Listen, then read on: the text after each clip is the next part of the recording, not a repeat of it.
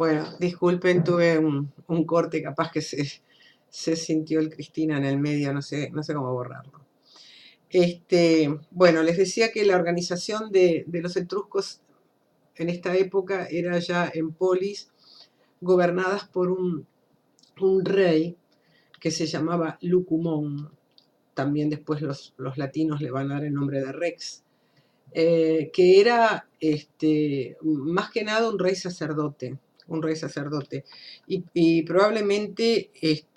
era el jefe máximo de la Confederación de Ciudades, unidas seguramente por una base religiosa, ¿no? por algunos fiestas y juegos sagrados que tenían en común. En, en todas las en todas las regiones dominadas por los etruscos parecería haber un tránsito hacia el siglo VI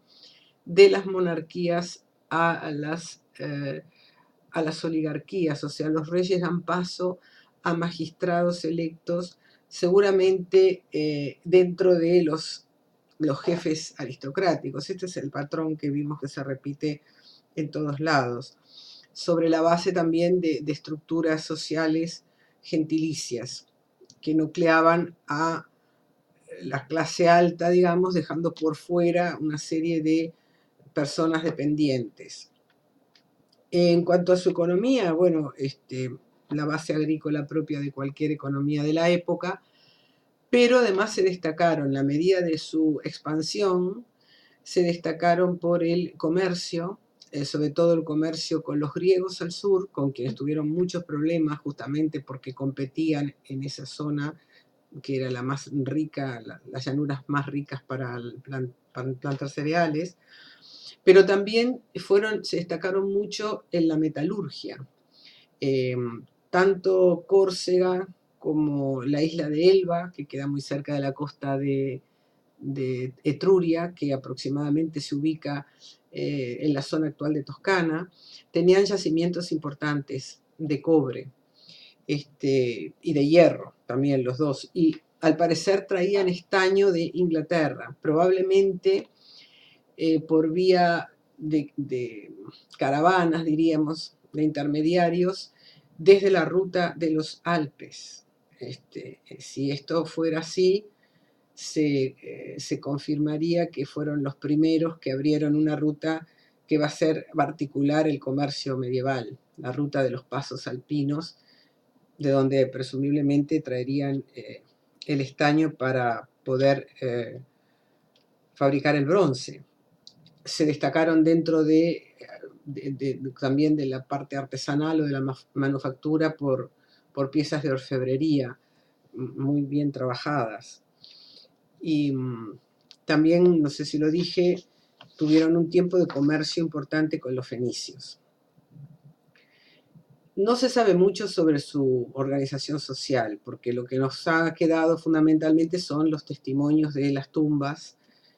donde se ve, por un lado, una vida cortesana. Es famoso el monumento de los esposos en un banquete, sentados en un diván, una costumbre que ya era propia de los griegos y que van a adoptar también los romanos, que es un evento propio de las clases aristocráticas. Tenemos muy poco detalle de la vida de los artesanos o de los campesinos, que seguramente era la mayoría de la población. De su religión sabemos algo más, fundamentalmente por lo que heredaron los romanos, y como ya dije, la adivinación que le hacían magos o adivinos llamados arúspices, por el extraordinario papel religioso que tenía el rey y tal vez porque esto era también el aglutinante de las confederaciones de ciudades, y sobre todo por las grandes necrópolis, que son verdaderas ciudades subterráneas, que replican, no nos queda nada de sus viviendas, pero sí nos quedan sus tumbas. Y las tumbas replican de alguna manera las viviendas, o sea, tienen salones y tienen habitaciones y se representan escenas de la vida social. Pese a lo cual también conocemos, por las tradiciones que conservan los romanos, que su noción del mundo de ultratumba era bastante sombrío, porque estaba poblado de demonios, estaba poblado de serpientes, y era un mundo más bien amenazante. También hay evidencias o hay noticias de los antiguos que podían practicar sacrificios humanos. Estos hallazgos arqueológicos nos permitieron ver asimismo algunos elementos constructivos muy importantes que dejaron los romanos, ¿no? Por ejemplo, el arco, que fue muy usado por los romanos y que los griegos no usaron, y la bóveda, fundamentalmente, y una especie como de principio de cúpula. Estos son, recuerden que la mayor parte de los templos griegos los techos eran a dos aguas, los frontones y dinteles eran triangulares, o sea, estos son elementos propios de los etruscos, tal vez traídos de Asia y que después van a pasar a los romanos. Bueno, lo que nos interesa fundamentalmente, más allá de que es una civilización muy valiosa de por sí, es que fue una civilización que influye enormemente en Roma, en los primeros tiempos de Roma, porque los primeros tiempos de Roma se asocian con la dominación etrusca, ¿no?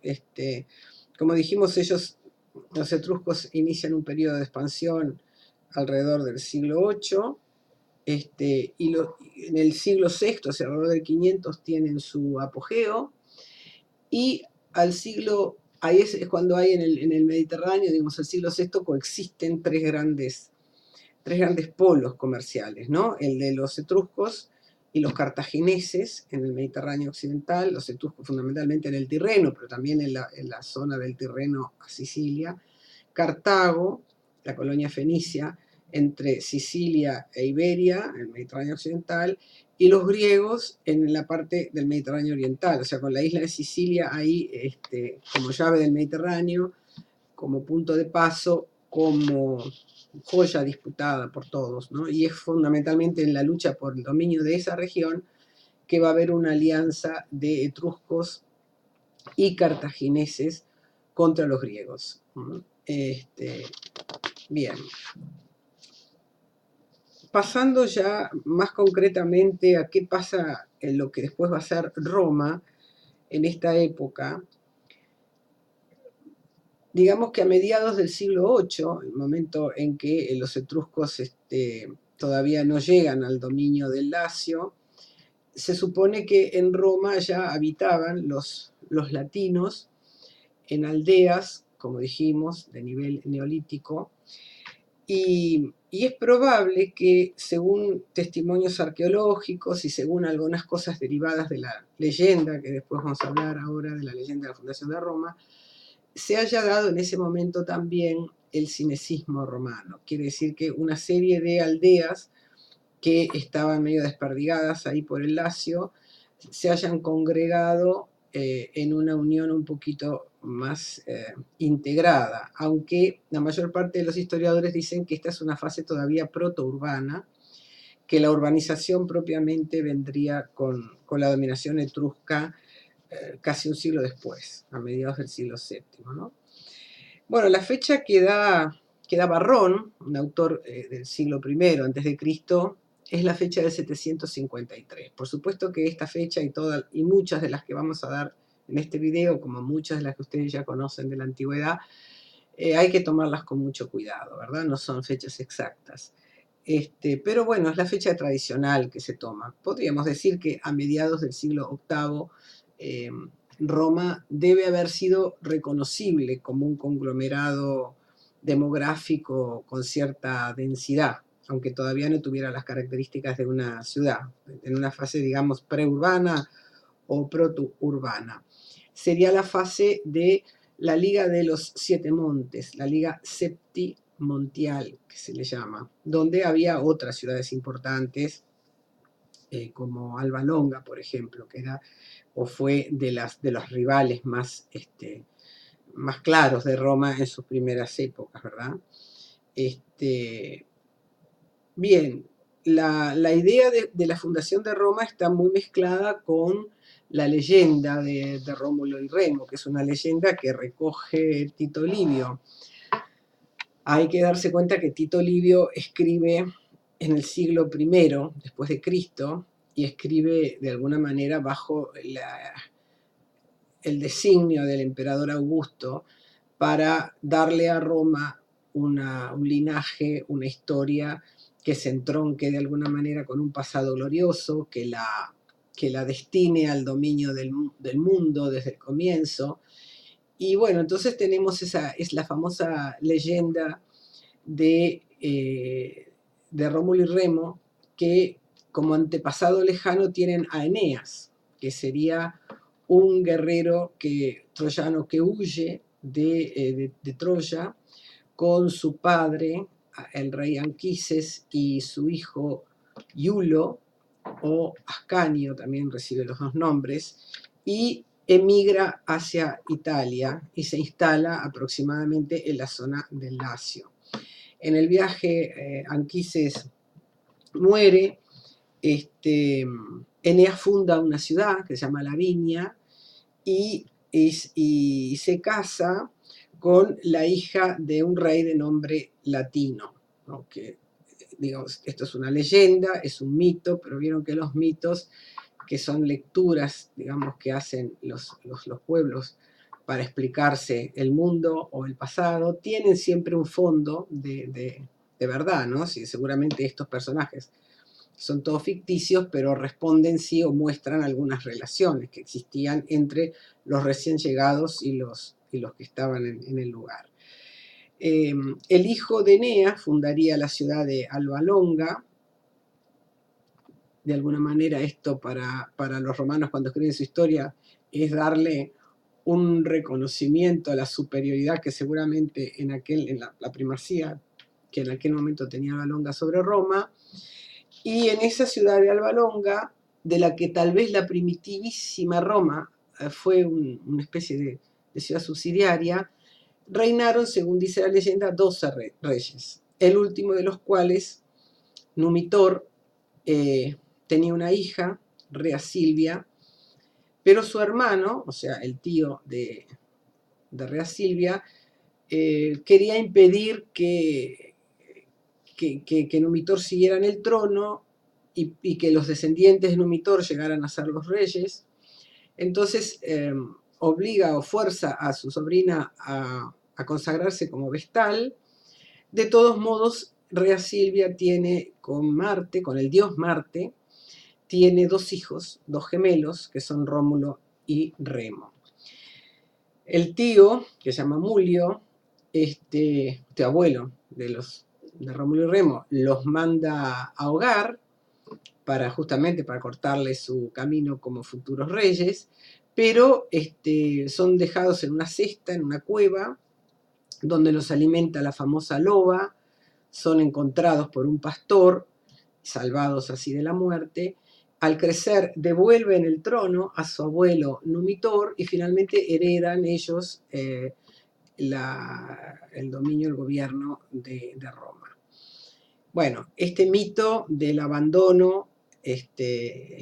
generalmente en un río, esto también era mandarlos a ahogar en el Tíber, y de la salvación, un poco milagrosa, que ya lo vimos con Sargón y lo vimos con Moisés y lo vimos con Ciro, y es una explicación bastante utilizada para legitimar linajes reales, evidentemente escrita a posteriori, ¿verdad?, por Tito Livio, aunque Tito Livio recoge esta leyenda de antes, una leyenda que tenía más siglos de antigüedad, es lo que de alguna manera le permite tejer a Roma ese pasado más glorioso, descendiente nada menos que de Marte, ¿verdad?, porque Rómulo y Remo serían hijos de Marte. Ahí en la ceremonia de la fundación de la ciudad, que se le atribuye a los gemelos, es Rómulo el que, como un oiquistés hacia la colonización, demarca el territorio que va a tener la futura polis. Y bueno, se cuenta ahí un incidente de que Remo no respeta alguna de las normas sagradas que había que tener, lo hace de acuerdo a los ritos que son etruscos, dejando cada tanto un hoyo para que salgan los espíritus de la tierra, pero había la prohibición de no traspasar determinados límites. Remo los salta, y esa es, digamos, la excusa o la razón para que su hermano lo mate y se quede con con el poder, ¿no? Se quedó como único rey de Roma. Bueno, todo esto, que es una leyenda, lógicamente, de lo que nos habla es que las cosas que podemos rescatar es que, bueno, que hay una instalación de pueblos que vienen de afuera, que hay una supremacía de Alba Longa, que hay una lucha entre esas ciudades y que, bueno, finalmente Roma logra tener cierto perímetro reconocible como ciudad hacia mediados del siglo VIII. Bueno, y voy a parar acá y sigo en otro video.